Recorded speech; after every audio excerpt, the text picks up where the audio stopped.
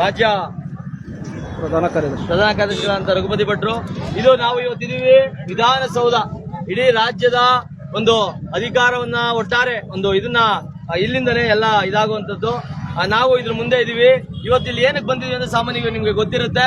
ಇವತ್ತು ಮೊನ್ನೆ ನಮ್ಮ ಪಕ್ಷದ ಉಪಾಧ್ಯಕ್ಷರು, ಇಬ್ರು ಉಪಾಧ್ಯಕ್ಷರು ಮತ್ತೊಬ್ರು ಕಾರ್ಯದರ್ಶಿಗಳು ಇದೇ ಯಾರು ಗೃಹ ಮಂತ್ರಿ ಜಿ ಪರಮೇಶ್ವರ್ ಅವರ ನೇತೃತ್ವದಲ್ಲಿ ನಡೀತಾ ಇದ್ದಂತ ಜನಸ್ಪಂದನ ಕಾರ್ಯಕ್ರಮಕ್ಕೆ ಹೋಗಿ ಆ ಜಿಲ್ಲೆಯ ತುಮಕೂರು ಜಿಲ್ಲೆಯ ಒಂದಿಷ್ಟು ಸಮಸ್ಯೆಗಳನ್ನ ಅವ್ರ ಗಮನಕ್ಕೆ ತರೋದಕ್ಕೆ ಅಂತ ಹೋಗಿರ್ತಾರೆ.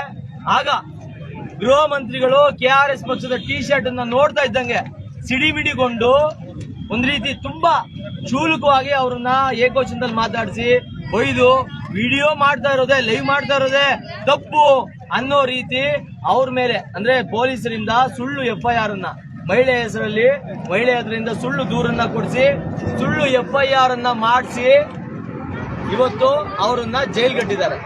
ಅದ್ರ ಬಗ್ಗೆ ನಾವು ಇವತ್ತು ಮಾನ್ಯ ಮುಖ್ಯಮಂತ್ರಿಗಳಿಗೆ ಮತ್ತು ಗೃಹ ಮಂತ್ರಿಗಳಿಗೂ ಸೇರಿದಂಗೆ ನಾವೊಂದಿಷ್ಟು ಪ್ರಶ್ನೆಗಳನ್ನ ಕೇಳೋದಕ್ಕೆ ಬಂದಿದ್ದೀವಿ. ನಮ್ಮ ಒಂದು 10 ಪ್ರಶ್ನೆಗಳಿದೆ ಗೃಹ ಮಂತ್ರಿಗಳಿಗೆ. ಅವರಿಗೆ ನನ್ನ ಪ್ರಶ್ನೆ ಏನಪ್ಪಾ ಅಂತಂದ್ರೆ,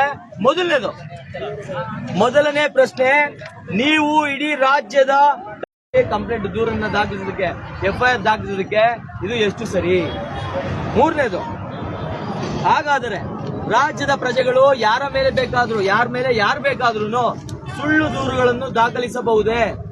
ಸುಳ್ಳು ಕೇಸ್ಗಳನ್ನ ಈ ರಾಜ್ಯದಲ್ಲಿ ಏನ್ರಿ ಮಾಸ್ವಾಮಿಗಳೇ ಹಾಕ್ಬಿಡ್ಬೋದಾ? ನೆಕ್ಸ್ಟ್ 4ನೇದು, ಕರ್ನಾಟಕ ರಾಜ್ಯದಲ್ಲಿ ಸಾರ್ವಜನಿಕ ಸ್ಥಳಗಳಲ್ಲಿ ವಿಡಿಯೋ ಮಾಡುವುದು ಕಾನೂನು ಬಾಹಿರವೇ? ಇಡೀ ರಾಜ್ಯದಲ್ಲಿ ಇವತ್ತು ಕೋರ್ಟ್ ಕಲಾಪಗಳೇ ಲೈವ್ ನಡೀತಾ ಇರುವಂತ ಈ ಸಂದರ್ಭದಲ್ಲಿ ಮತ್ತೆ ನಿಮ್ಮ ಜನಸ್ಪಂದನ ಕಾರ್ಯಕ್ರಮದಲ್ಲೇನೆ 100 ಜನ ಅಥವಾ 10 ಜನ ಮೀಡಿಯಾದವರು ಬೇರೆಯವರು ಲೈವ್ ಮಾಡುವಾಗ ಫೋಟೋ ಹೊಡ್ಕೊಳ್ಳುವಾಗ KRS ಪಕ್ಷದವರು ಲೈವ್ ಮಾಡಿದ್ರೆ ಅದು ದೊಡ್ಡ ಮಹಾ ಅಪರಾಧನಾ? ಪಬ್ಲಿಕ್ ಅಲ್ಲಿ ಯಾರು ಬೇಕಾದ್ರೂ ವಿಡಿಯೋ ಮಾಡಬಹುದು. ಅದು ಇವತ್ತು ನಮ್ಮ ಕಾನೂನಿಗೆ ನಮ್ಗೆ ಕೊಟ್ಟಿರೋ ಹಕ್ಕು, ಅದು ನಮ್ಮ ಒಂದು ಹಕ್ಕು. ಆ ಹಕ್ಕನ್ನ ಮೀರಿ ನಿಮ್ಗೆ ಬಂದ ರೀತಿಯಲ್ಲಿ ನಿಮ್ದು ವಿಡಿಯೋ ಮಾಡಿದ್ರೆ ನೀವು ಅದೇನು ಮಹಾ ಅಪರಾಧನಾ? ಹಂಗಿದ್ರೆ ದಯವಿಟ್ಟು ತಿಳಿಸಿ. ಅದಾದ್ಮೇಲೆ 6ನೇದು, ಸಂಜ್ಞೇಯ ಅಪರಾಧಗಳು ಕಾಗ್ನಿಸಬಲ್ ಅಫೆನ್ಸ್ ಸೆಕ್ಷನ್ ಅಡಿಯಲ್ಲಿ ದೂರು ದಾಖಲಿಸಲು ಸೂಕ್ತ ಸಾಕ್ಷಿಗಳು ಬೇಡವಾ? ಕಾಗ್ನಿಸಬಲ್ ಅಫೆನ್ಸ್ ಮಾಡೋದು ಇದಿರುತ್ತಲ್ಲ, ಅದರಲ್ಲಿ FIR ಮಾಡೋದಕ್ಕೆ ಸೂಕ್ತ ದಾಖಲೆಗಳು ಬೇಡವಾ? ಯಾವ್ದೋ ಕಾಗ್ನಿಸಬಲ್ ಇದನ್ನ ಹಾಕ್ತಿರೋ ಸೆಕ್ಷನ್ಗಳನ್ನ ಸೂಕ್ತ FIR ದಾಖಲೆಗಳು ಬೇಡವಾ? BNS ನಲ್ಲಿರುವ 14 ದಿನಗಳ ಪ್ರಾಥಮಿಕ ತನಿಖೆಯ ಅವಕಾಶ ಕರ್ನಾಟಕ ರಾಜ್ಯದಲ್ಲಿ ಲಭ್ಯ ಇಲ್ವಾ? ಯಾವುದೇ ಒಂದು FIR ಮಾಡ್ಬೇಕು ಅಂದ್ರೆ ಇವತ್ತು 14 ದಿನ ಅದ್ರ ಪೂರ್ವ ಹಿಂದೆ ಮುಂದೆ ಎಲ್ಲ ನೋಡ್ಕೊಂಡು ಎಲ್ಲಾನು ಗಮನಿಸಿ ಇದು ಕಾಗ್ನಿಸಬಲ್ ನಾನ್ ಕಾಗ್ನಿಸಬಲ್ ನೋಡ್ಕೊಂಡು FIR ಮಾಡ್ಬೇಕು ಅಂತ ಇದೆ. ಅದಕ್ಕೆ ಅವಕಾಶ ಇದೆ.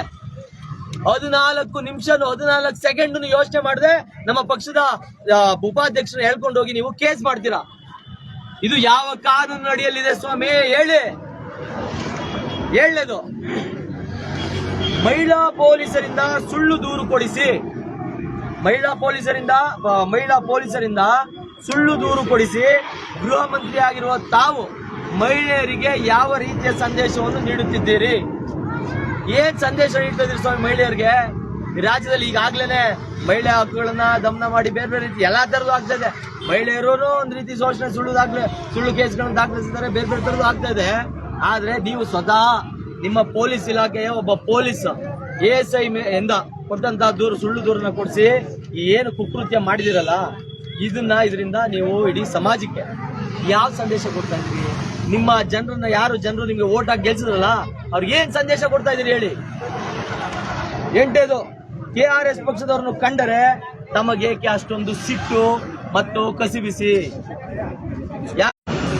ಕನ್ನಡಿಗ ಪ್ರಾದೇಶಿಕ